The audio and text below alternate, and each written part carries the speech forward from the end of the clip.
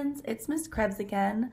I fixed my computer, so now I'm back. The book that I'm going to read today, that's not our chapter book, is Where the Wild Things Are by Maurice Sendak. This is a super incredible story. The author actually won an award for this story for its art and also for its writing. So let's read along. Where the Wild Things Are. And here's the title page.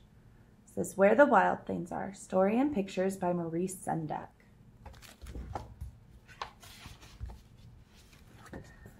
The night Max wore his wolf suit and made mischief of one kind,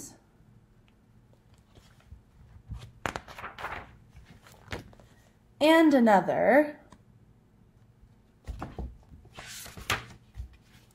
his mother called him Wild Thing, and Max said, "I'll eat you up." So he was sent to bed without eating anything.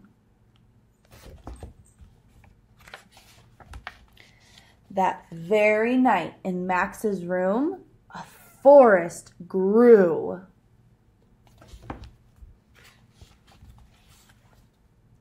And grew.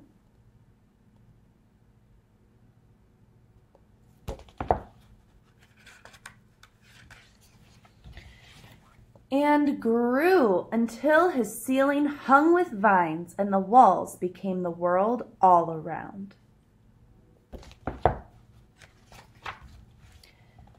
And an ocean tumbled by with a private boat for Max, and he sailed off through night and day.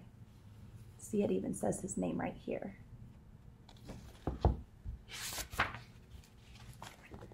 And in and out of weeks and almost over a year to where the wild things are.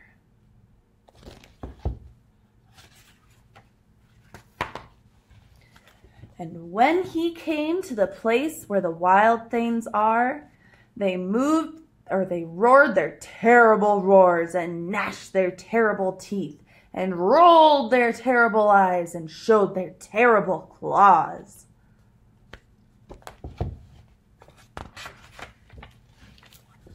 All until Max said, "Be still," and tamed them with a magic trick. And he stared into all their yellow eyes without blinking once, and they were frightened and called him the most wild thing of all.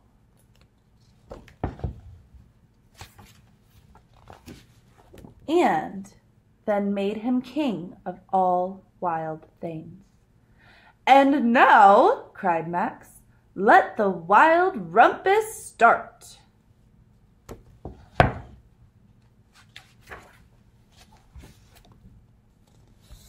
I'll show you really close what it looks like here.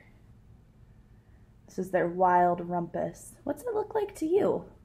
What would a rumpus be?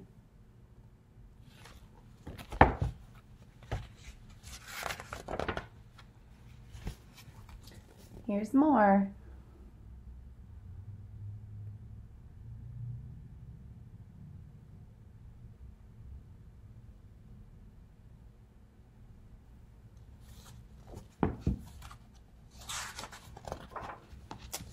Here's more of that crazy wild rumpus he's got.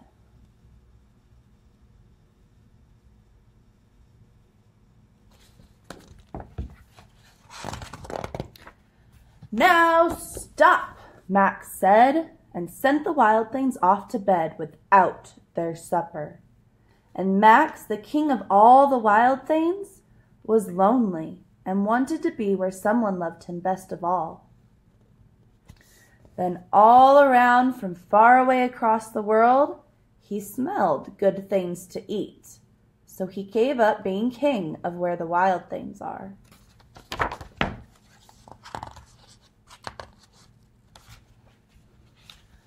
But the wild things cried, "Oh, please don't go. We'll eat you up. We love you so." And Max said, "No." The wild things roared their terrible roars and gnashed their terrible teeth and rolled their terrible eyes and showed their terrible claws. But Max stepped into his private boat and waved goodbye.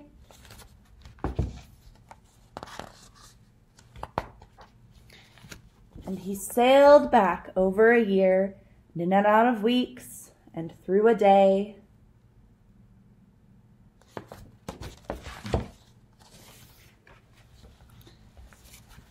And into the night of his very own room, where he found his supper waiting for him.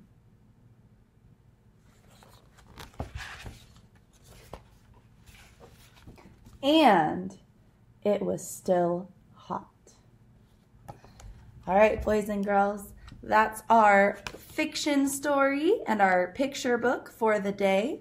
I'll be posting a little bit later a story of me reading this book, The Mouse and the Motorcycle, which is a chapter book.